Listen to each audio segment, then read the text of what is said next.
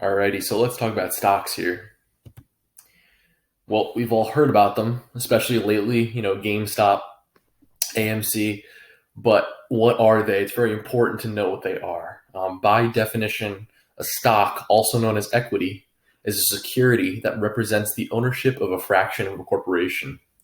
So, owning a stock, it ultimately means that you are, in fact, a shareholder of a company. So, you own a proportion of a company's outstanding shares that are actually available for purchase. The stock exchange is a place where buyers and sellers can negotiate prices and trade stocks, and it's a safe place to do so.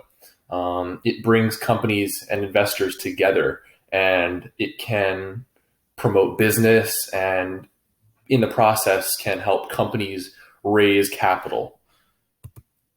And then being a stockholder. So as we've already discussed, a shareholder is an individual who owns stock, a portion of a company. However, it's important to understand what might come with being a shareholder.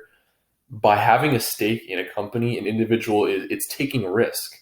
So if that same company, for example, let's say they have maybe a down year, that individual who has stock from that company in their portfolio might lose money. And on the other hand, if the company has a positive year, they make a lot of money. A shareholder may benefit.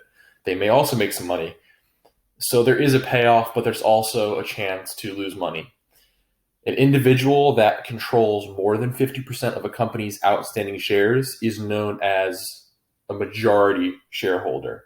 But on the other hand, anybody with less than 50% is considered what's called a minority shareholder.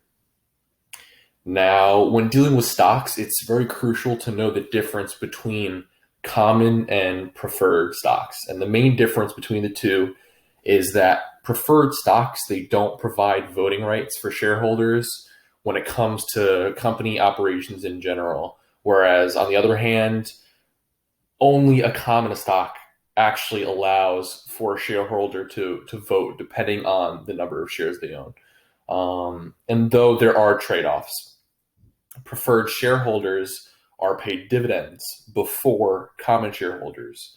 So ultimately, in simpler terms, common shareholders, they're paid last. And common shareholders are in general just last in line when it comes to a company's assets.